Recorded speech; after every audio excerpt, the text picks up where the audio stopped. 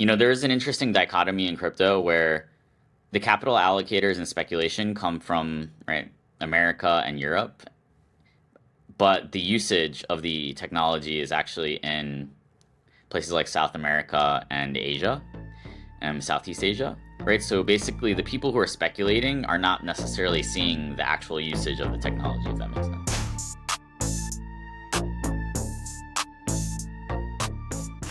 Welcome to the 1 to 1 Million podcast, your weekly crypto alpha for those who never quit. Today we're talking to Jihoz, the co-founder of Axie Infinity and Ronin. Axie at its height was a $40 billion fully diluted value market cap and the single most popular crypto game ever. But after the market collapsed and Ronin had a major bridge hack, everyone, including myself, thought that Ronin was finished. Like that was it and it was over and it was a one-hit wonder and it's done. However, we couldn't have been more wrong. Not only is Ronin still building today, but they actually, and it actually blows my mind, they actually have more users today than they did during the bull market at their previous all-time high. This blew my mind when I first learned it and has caused me to completely rethink Ronin and dive deeper to learn more. Today's episode is me diving into the details of what's going on at Ronin, how it's managed to come back from the brink and not only survive, but thrive as the crypto gaming ecosystem with the most users today. And overall, just learn more about Ronin and what's being built. Let's dive in. Just to start, with those unfamiliar, can you briefly explain what is Ronin? Ronin is the gaming blockchain. So it's a blockchain specifically created for gamers and game developers. It was created with all the knowledge that we accumulated while building Axie Infinity. So famously, Ronin helped scale Axie from a ragtag band of missionaries to millions of users.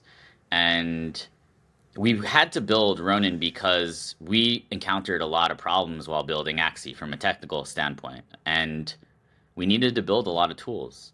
And we didn't want to have all the game developers in the future build all these tools just in order to be able to build a crypto game. And so that's basically where Ronin came out of. Now Ronin is about way more than Axie, right? There are games like Pixels, which have hundreds of thousands of users. There are millions of daily active addresses on the Ronin chain, tons of NFT volume. I heard this insane stat that at the height, like during 2021, when everyone was freaking out about Axie, it was like height of the bull market. You guys were around 1.1 million daily active users. And since then, we've had like a ton of hype fade away. I haven't really heard anyone like in the crypto investing space. It's not like people aren't actively talking about Axie Infinity anymore. You guys had this big bridge hack. A lot of the space feels like it's focusing elsewhere, even just specifically away from crypto gaming. A lot of people are just like fading crypto gaming. And despite all of that, I heard this stat that you guys have around, at least at some periods, 2.2 million daily active users. Is that true? Yeah, so basically, this cycle, activity on Ronin has already surpassed the activity on Ronin from last cycle. And that's crazy. So games like Pixels, games like Wild Forest, we have Lumiterra, Forgotten Runeverse, Ragnarok Monster World. So Ragnarok Online is an IP that's kind of like the RuneScape of Asia.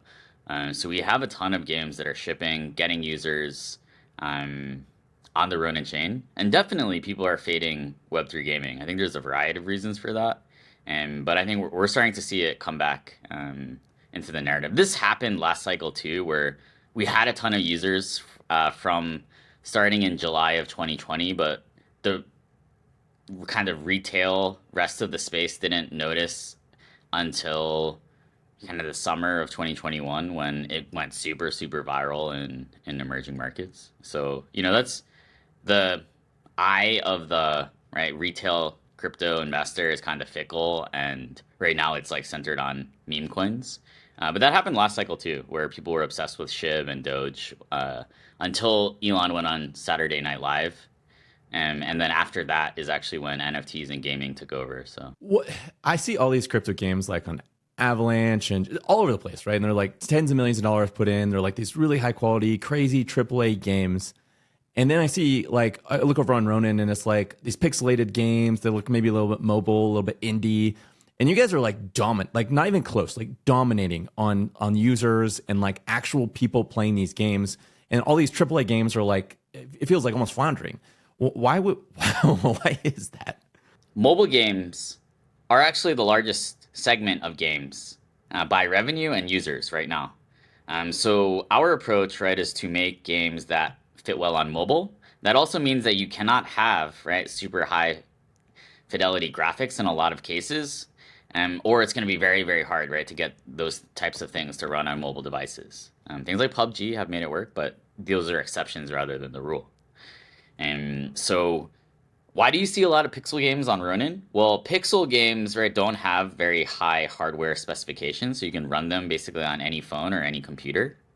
And that fits well with our focus on emerging markets users. And these are the people that need to use crypto, right? These are the people who are in regions of the world that need access to stablecoins and have very high inflation. Therefore, right, we just saw some report on the state of the crypto industry and where the users are and where crypto makes sense to people from a utility standpoint. It's in places that have very high inflation and places where it's actually hard to access US dollars. And that's where our users are focused. And in those regions, people don't have the devices and the computers with the crazy specs to run those types of games. I think, like, actually, I've been impressed and and interested in some of the recent games that have come out that have been able to, despite being like super, right, like AAA games, have been able to get some users. So I think that's also just bullish for Web3 gaming, because if we can get, right, basically all types of games succeeding as Web3 games and bringing in new types of users, that's going to help the space. Because right now, the biggest competition for capital for Web3 games is not each other. It's meme coins. It's whatever's happening on Solana that's not gaming is basically, right, this like weird vortex that's sucking all the capital and attention away from legitimate use cases. Everyone I talk to when I talk about crypto gaming is like so bearish. They have like, it's not like they're like, oh yeah. It's like I'll bring up crypto gaming and then they have like a 10-point thesis about why I'm wrong and crypto gaming is never going to come back. But it feels like people are finally off the grid's gaining a little bit of traction. It feels like people are finally waking up to like, wow, like, wait, there might be something here. Can you maybe make the case for crypto gaming for those who are like non-believers in it? The promise of crypto is to create this worldwide financial network where anyone can effortlessly transfer value to each other.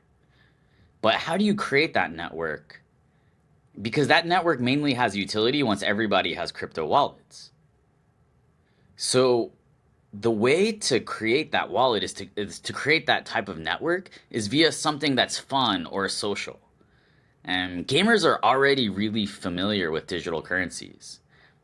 Web3 clearly fixes an issue that's prevalent in many games, right? I grew up as a gamer. So the people who are bearish on Web3 gaming, I don't think they're actually gamers. They might think that, right? Like they're analysts or something. But I mean, they weren't farming WoW Gold. They weren't playing World of Warcraft when it launched. They probably never played RuneScape. They didn't play Diablo 2 and farm D2 JSP Gold because Form Gold. Why? Because, as a kid, I was always having issues selling my stuff in games. I was having to go with my mom to food courts, right? So gamers are the perfect demographic to understand crypto, to bootstrap that initial wave of wallet adoption. And then once you have a huge significant portion of the world's population with these crypto mobile wallets, right? That's actually when you have the ability for that vision of seamless value transfer between anyone, anywhere in the world coming to fruition, right? So gaming is the way to actually bootstrap that network. And gaming makes sense because gamers understand crypto and digital currencies. And there are all these gray markets and restrictions on the trade and fair use of game items that is unfair to gamers and causes tons of friction. And if you play Diablo, World of Warcraft, RuneScape, you will have experienced these issues. Just to kind of summarize what you said, it's about the assets and items in game. And it's about the players owning those items. And maybe where today, if you go on Fortnite and you buy a skin, you're more like leasing that item. You don't actually have ownership, because if you had ownership of that item, you could sell it. Like when anything you own, you can sell, but you can't sell that The owner, item. You the can't. definition of property rights, right, is like the ability to, part of it is the ability to freely trade and transfer and sell something. Um, there was actually an issue with Tesla Cybertrucks, I believe, where they were saying that like you can't actually resell it, but then this was actually going to be appealed to the Supreme Court because they were saying that if you can't sell something, then can't own it. Therefore, like they can't sell it. And with crypto games, that's basically the promise is like you can now sell and buy these items. And like a game that's obviously not popular, like nobody's going to want to buy or sell those items. But if you imagine a really, really popular game that tons of people like to play, and you have rare items, like people are going to want to buy and sell those. And it's similar to like what we saw with NFTs, where you had ownership over these JPEGs that like some of them were just ridiculous, right? But yet they sold in some cases for millions and millions of dollars. And sure, yeah. So, that is definitely a big part of it. But there are some, right? I have like a 3-point thesis, right? So there are basically three main problems that Web3 gaming solves, right? Gamers, especially the golden cohorts, are actually doing a lot of work, but don't have upside in the games that they're playing. Number two, gamers cannot trustlessly sell their in-game items for real value without basically relying on these sketchy third-party websites and risking things like PayPal chargebacks, right? I've lived that. Three, and I think this is like less talked about, the best games aren't always winning. So right now, games are actually requiring hundreds of millions of dollars to be built in Web 2 and published, right? But Web3 actually allows for better fundraising structures, peer-to-peer distribution that isn't reliant on huge UA spend, right? This is actually demonstrated by something that we did.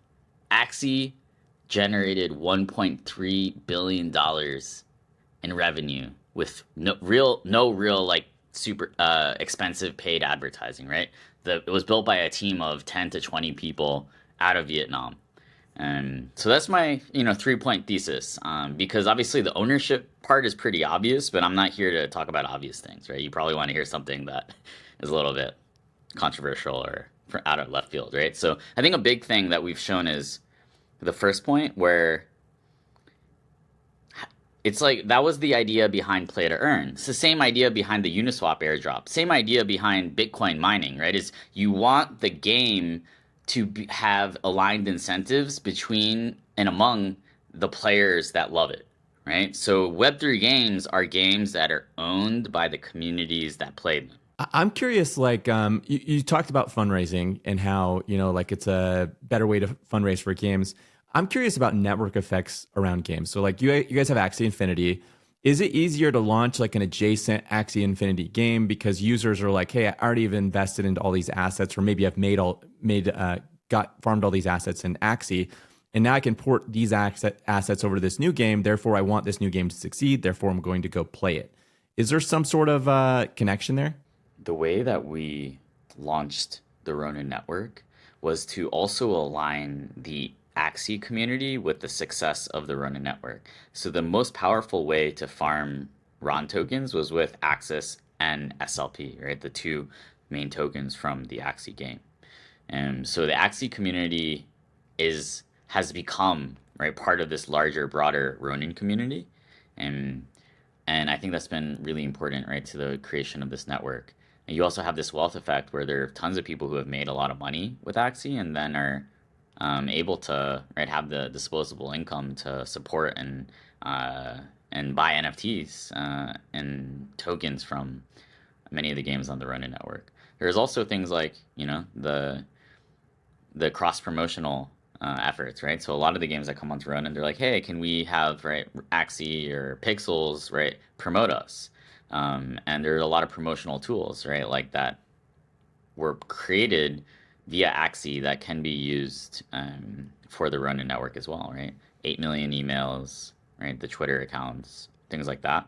The Discord, right? All of those are cross-promotional channels that can be used to basically give a warm introduction to the Axie and the Ronin community to these new games that are building. That's just, in essence, what happened with Pixels, right? Where we had this game, and they were able to reinvigorate and reactivate a lot of the Axie community members that had left over the course of the bear market. Because as you know, nobody's ever truly out of crypto. They may go back to their Yeah. normal life, but the normal life is gray and boring, and you're always right like looking for the bat signal to return in essence, right? And that's we see that with a lot of our community members where they had this life changing transformational experience. And obviously during the bear market, it's harder to justify spending all of your time in Web3.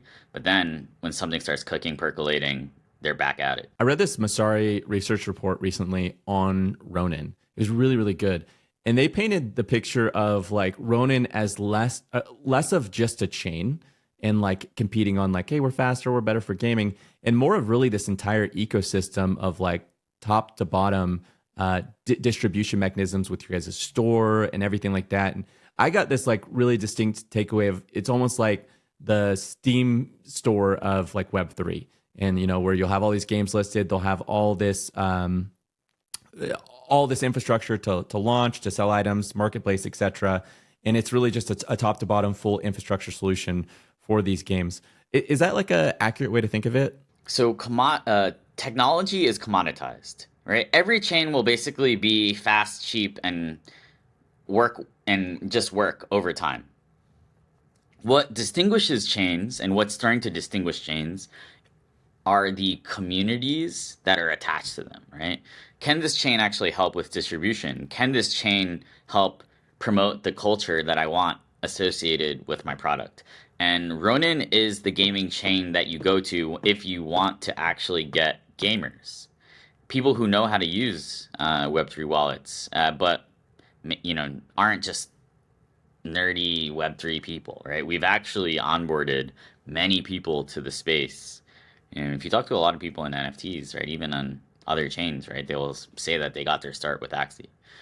And so, yes, we have like this consolidated, we have this suite of tools that make sense for games, but it's also about this distribution power that we have. And of course, right, Sky Mavis, we're just the inventors of the Ronin chain. We do not, we're not the owners of it. And it's not like something where we say just magically happens, right? But we can facilitate this warm introduction to the community and advise you on how to make the best introduction of yourself to the community. And then, right, like we'll see how the community receives the products. But yeah, I read that Masari report as well. It was really good. I guess I'm trying to tap on, it feels really much so like Ronin has network effects that supersede a lot of these other things that like, it's not just like, hey, we're more technologically, we're like, we have better tech, therefore gamers are coming here. It really feels like you guys had built the first set of like network effects because you had really the first big game. You had the first kind of successful economy. I know you guys had early problems with that, but like in like aggregate, like you had the first successful economy. And it seems like there's a weird stickiness where like players do stick to it despite there being a ton of crypto games out there. You guys are getting more action and attention than everyone else. And so there must be something that is creating some sort of moat and network effect. All of the best gaming platforms historically start with one hit game that aggregates a user base that then attracts developers, right? So the problem with most gaming chains is that they start out as B2B businesses, right? So it's like they build a chain and then they go market to developers.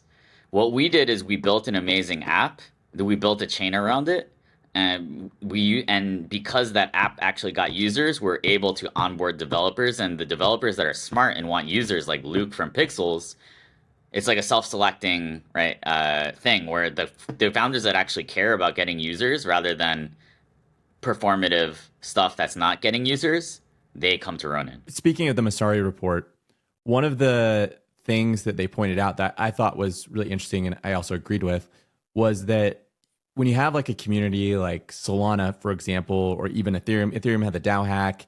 It was like disastrous, but then they came back and that was really bullish. Solana had the FTX collapse. It was disastrous, but then they came back and that was extremely bullish. Ronin had the bridge hack that was disastrous, but now you guys have eclipsed your total daily active users. It looks like you're on the comeback. And that was like, for me, it was like, oh my gosh, like that's so true. I guess I don't really, this isn't really a question, but what are your thoughts on that? communities that go through the fire, through the crucible together, get stronger. And that was something that I immediately started to think about while the catastrophic event happened was, hey, if we get through this, we're going to be stronger than ever. And I looked at the DAO hack from Ethereum, right? FTX hadn't happened yet, actually. Um, and that was definitely in our mind. And I do believe in this, that teams and communities that go through crazy events together, they get stronger because if you survive that, then anything else just seems trivial and small and very easily surmountable. Yeah. I mean, I was one of those people that after the bridge hack, I was like, okay, Axie's done. Obviously, they had this one hit wonder. They're over. I completely discounted Axie Ronin from that point forward. And it really actually wasn't until running into Arctic where he was just so bullish. He was just like a Ronin mega bull. And he seemed really smart and he had like all these details going through. And I was like, man, maybe I need to take another look at what's going on at Ronin. And then just randomly, I was reading through research and I saw that Masari research report and I read through that and I was like, wow, like this is crazy. Like, how is nobody talking about this? I feel like there's a lot of things in crypto like that where it's like there's these cool things happening that nobody's talking about It's and everyone's like focusing on like, yeah, people aren't actually interested in adoption right now, and for various reasons, right? It's like poly market, right? People just look at poly market, but they don't think about like the implications for Polygon, for example, related to poly market, right? So people say that they want adoption, but it's a little bit, that's doubtful. There's an interesting dichotomy in crypto where the capital allocators and speculation come from, right, America and Europe, but the usage of the technology is actually in places like South America and Asia, Southeast Asia, right? So basically, the people who are speculating are not necessarily seeing the actual usage of the technology, if that makes sense. No, totally. There's a huge disconnect between where users are, things that are actually useful and things that are getting used, and the things people are investing into were just like numbers going up. And it's so weird to me because like, yeah, I'll see these things that nobody's paying attention to, tons of users, people like actual adoption, and it's like crickets. And then there's like this random thing that nobody's using and nothing's getting built on. And then it'll just be skyrocketing in price. And you're like, what is going on here? This is weird. You mentioned Asia. Like I know Ronin particularly is really popular in Asia. Why is that? Why is Ronin so popular in Asia or just like crypto gaming in general?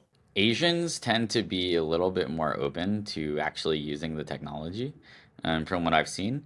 And right now, the benefits of crypto make sense in places that have like very high inflation, and in countries that are relatively small. So a lot of the payments that you're making are actually cross-border transactions. Right. So in America, it's actually rare that you have to send money internationally. So as most Americans, you actually don't have like too many interactions with your bank, um, especially right to send money to people abroad. And right, I mean, the American dollar, right, as many problems as it has, is actually the most stable of all fiat currencies. So when it comes to basically the benefits of crypto, they're actually much lower in the West as compared to places like Argentina, where literally if you don't spend the money as you get it, you're basically losing like 10% per month, right? That's why, right, like people in Argentina, they party super hard because the way I think about it is like as soon as they get paid, they need to spend that money. Otherwise, it's going to be worth less in the morning.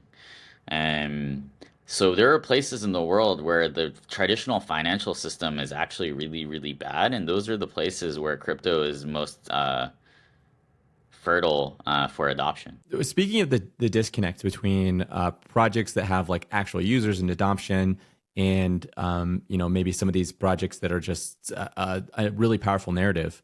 I mean, you are somebody that took a project to $10 billion in market cap at its height. It was like one of the most popular projects during last cycle. Do you think that'll be corrected? Do you think we're going to see like a switch back to where like the actual fundamentals are? Or do you think this disconnect is going to continue? I definitely think that this will happen later in the cycle. It's actually very early in the cycle. So right now, the way that I think about it is people are not necessarily super interested in NFTs and gaming because the true sustainable spend in NFTs and gaming happens when people have already made a lot of money in crypto and they're just spending to flex. Now is not necessarily, in the opinion of a lot of people, the time to flex, right? Because now is like, okay, if Bitcoin is going to go to 200K, Ether is going to go right to 10K, stuff like that. Right, this is their mental model. Why would I, right, spend money on NFTs when the money that I spend on NFTs right now might actually balloon over time, right? So and this happened last cycle where NFTs actually and gaming started to boom after, right, Bitcoin hit 60K, after ETH hit 4,000, right? So you need the majors to make like crazy new highs to basically fuel the consumptive spend in Web3 gaming and NFTs, right? People weren't necessarily buying those NFTs because they were trying to make money. A lot of the biggest whales were just buying them because they thought they were cool and they wanted to flex on Twitter and Discord. And but people right now are not rich enough to literally, right, spend $200,000 on an NFT for the flex. I agree with you 100%. And that's been my thesis around NFTs too. And I think we already saw that play out with Solana. I think of Solana as like its own enclosed little bull market where Solana went way up in price and then the wealth dripped down. There wasn't a lot of alts to invest into. It went to NFTs. My Mad Lad went from like 2K to like 30K within the span of it felt like just a month or two. And then it went straight to meme coins because, that's really all there was on Solana at the time. Now there's some stuff, but back then there wasn't. But I've never thought about that in the context of crypto gaming, but I guess that's true. Like probably it's very likely a lot of these assets in these games will carry some sort of speculative premium, some like frothy premium in a bull market, which will kind of drive players to come play these games when there's, some sword or gun or skin or whatever that's worth $100,000. Everyone's going to be vying to get that, thing. And so, those types of crazy purchases obviously drive headlines and right, that acts as basically a way for people to find out about the technology. And we're starting to see it a little bit with Axie, to be honest. Like Mystic Axies just hit a 12 ETH floor, up from a bear market bottom of around 2.6 ETH. So 12 ETH, right? That's like more than I don't want to name any names, but that's more than, right, like a lot of the prominent PFP projects out there, right? Yeah, that's that is. I think that's more than a Pudgy is. I think that's crazy. So to be fair, there are only 1,000 Mystic Axies. Okay, so a little bit smaller supply, but still, 1,300. People spending 12 ETH on game assets is crazy. And yeah, well, okay. Another question about crypto gaming. I feel like you have a lot of context to this. I'd say, if you guys just had like one hit last cycle and you faded from, relevance, it wouldn't matter. But you guys had one hit, then you had this huge hack, then you came back from that. You've now hit a new high in daily active users. You guys obviously didn't get lucky. You know what you're doing. In your opinion, how big do you see crypto gaming getting just in the future? Crypto gaming is supremely useful and valuable because it's a great way of distributing crypto wallets. And I believe that a lot of the biggest games in the world will be powered by crypto, especially MMOs, right? MMOs, we've known that things like World of Warcraft, RuneScape, and Diablo's not necessarily an MMO, but things like that would definitely be elevated to a new level by the technology. It's just, right, a bit of a thing where it takes some time to build these games, right? It takes a lot of time to build a good game, and then it takes a lot of time to build a really great game economy. But we're starting to see some of these games come out into the market. Terra is an MMO that we're really bullish on. Forgotten Runiverse. So we're starting to see, right, the game quality really increase. And I think this can be, the first step I would say is like to be 20% of the global gaming market, and then but this is also like these are networks, right? So networks basically get more useful and stronger the more they grow. And they're networks in the way that traditional games aren't networks because of the real world implications and like cult-like communities that arise out of them, right? So I think Axie hit a 40 billion FTV last cycle, which is like half the market cap of Pokemon, and that was like only three years into the game being built. Pokemon got, I think they started building it in 1987 and it got popular in like 1996, 1997, and so 10 years, right? Where so yeah, the market caps have actually already, like, just within 3 years and now 6 years, been, at pretty astronomical, and there's a huge chance for exponential growth moving forward. And it's hard to project the growth of an exponential system, especially when it's like facilitating a network that just gets stronger the larger it gets. Yeah, because okay, so you mentioned I think you said 10 or 20% of gaming as a whole. And I think for a lot of people that don't understand even just how big gaming is, gaming's bigger than like all of sporting, all of music, and all of Hollywood combined. Gaming's bigger than that. It's like such a massive industry. And so even just 10% would be huge. So big. But what you're basically spelling out is it's like the internet. Like the internet became useful because everyone had access to the internet. But in the early days of the internet, it's like only weird people had like computers, and only even weirder people maybe had like a modem and It's stuff kind of like to also like attach. PayPal, right? In the early days of PayPal, if people were around for the launch of PayPal and Venmo, right? Things are also financial, right? It's like a financial network of spending is only useful if all your friends are on it, right? So that's actually why, right? Like, it makes sense to have incentives, because if you basically pay people to download the app, then, right, when everyone has it, it becomes much more useful than when only like a few people have it. So that's actually right. Like, when you think about why does it make sense to pay people to play these games, it's only really makes sense if you think about it in a broader context of wallet distribution, and wallets becoming more useful the more people have wallets. And I've heard this take that, and I agree with this, which is that, maybe a lot of these games players will play and they'll earn these assets, and they're not going to really care about the crypto side of it until they get an asset of some sort. Maybe they get like a rare skin or something that they're like, hey, this thing's worth like $200. And then they're going to want to sell it. And that $200 is going to be the motivation to go learn how to set up a wallet, list it on a marketplace, and sell it. And I think I agree that could be a huge catalyst to bring a ton of people on chain, because now that they've used a wallet, they have it set up and they've exchanged their asset for like, some ETH or some Sol or some Ronin or whatever. Then they're going to be like, oh, this was kind of easy. And like, maybe I'll do this with this and that with that. And that's how you start to get people on chain and increase that adoption. There's something called the aha moment, which is basically the point in time at which a user falls in love with your product. And this is very near and dear to my heart because I played CryptoKitties. I was one of the first crypto gamers. I was the best CryptoKitty breeder of all time.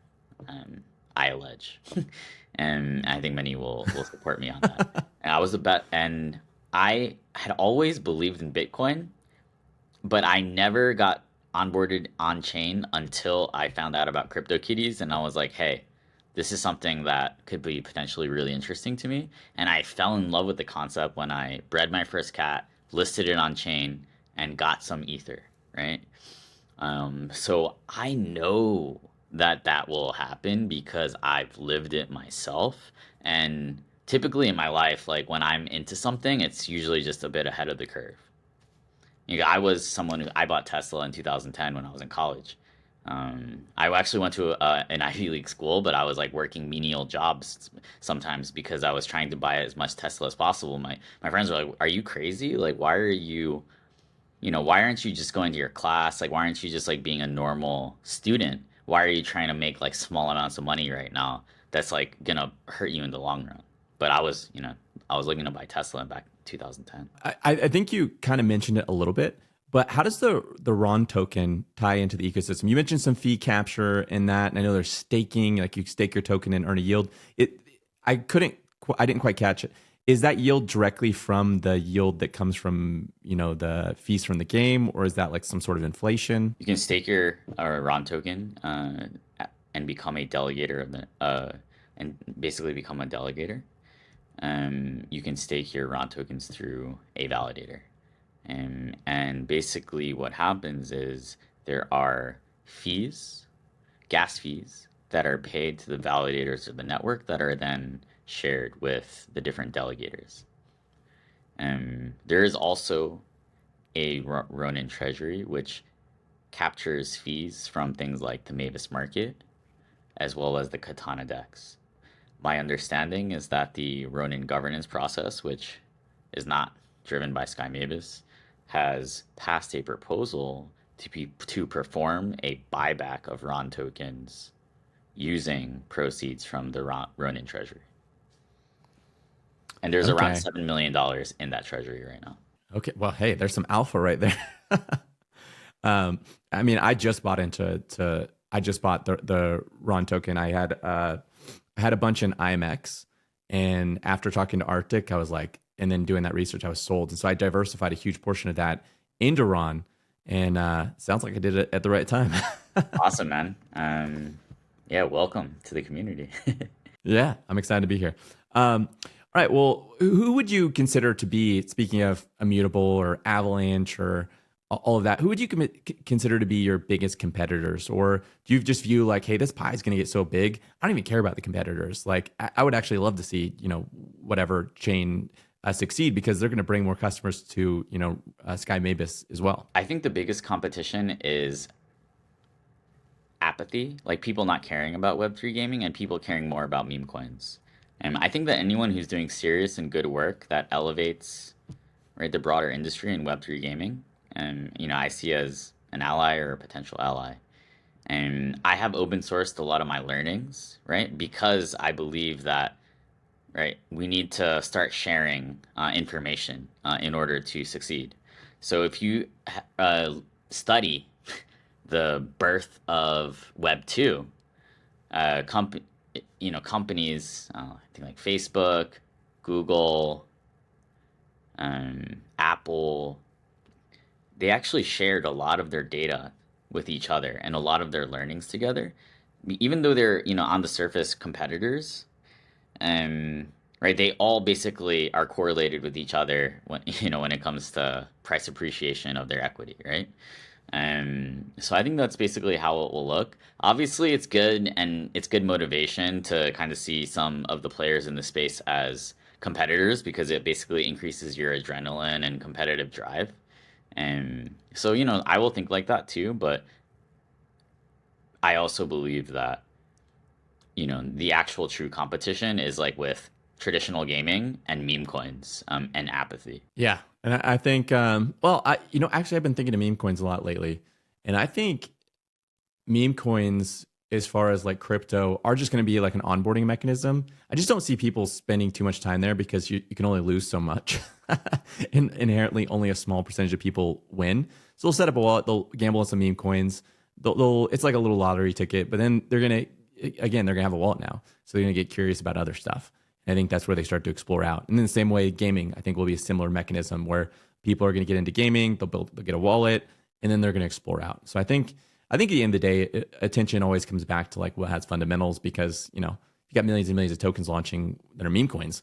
They're all the same thing. Like, how do you differentiate? You can't. You have to find some sort of fundamentals. So meme coins will eventually have to start making fundamentals. They're going to be like, oh, we're a meme coin. We have a crypto game. And then at that point, when you have a meme coin with a crypto game made by a guy in their garage, and you have this other one with 2.2 million daily active users, which one do you want to put your money into? And I think it'll round trip all the way. So, so you guys launched like a Polygon Layer 2. Like, how does that tie into Ronin? Like, I actually was kind of confused about like how does that connect into the Ronin ecosystem? Yeah, so none of that has been shipped yet, and we're doing some explorations and some early exploration. But basically, that is all related to what is the long-term technical roadmap and scaling strategy for Ronin.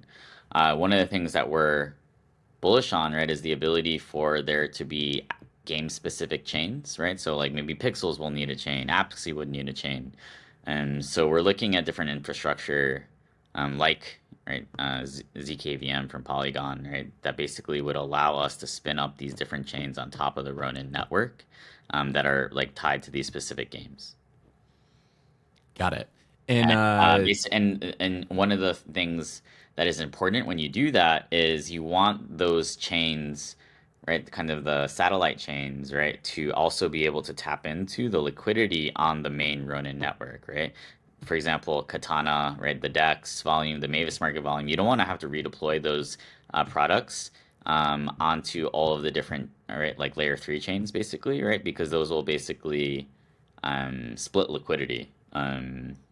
And make it like a really bad user experience. So you want those layer 3 chains to be able to tap into the liquidity on the NFT marketplace and the DEX on the main Ronin chain. All right. And then my last question would be, what's the end goal of Ronin? So it's like, you imagine Ronin, let's say 10 years in the future. What do you hope that it is? Like, what do you envision it? Like your wildest dreams come true. What is Ronin in 10 years? All right. The way that I see it is we went from one game, Axie, scaled that game, built the infrastructure to scale that game, opened that infrastructure and gave it to the next generation of Web3 games, used those games to basically spread the proliferation of things like the Ronin wallet, or the Ronin wallet specifically.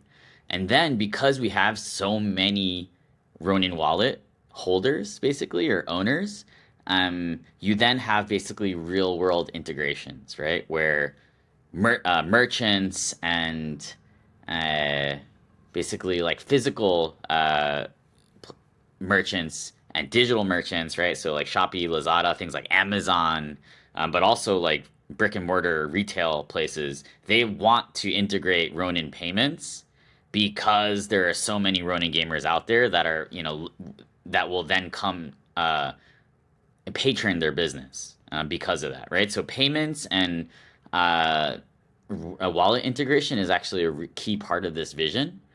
And basically, right, like what market we're actually attacking in the long run is like the credit card market, right? Because right now you actually pay like these huge credit card fees that can then, right, just get margin compressed because the technology is cheaper, faster, more efficient when it comes to payments. All right. Well, as always, none of this is investment advice. As I mentioned earlier, I hold Ronin tokens as a part of my personal portfolio. So, take that as you will. Crypto is risky and you should always do your own research and make sure you put in the work if you want to succeed in the crypto space.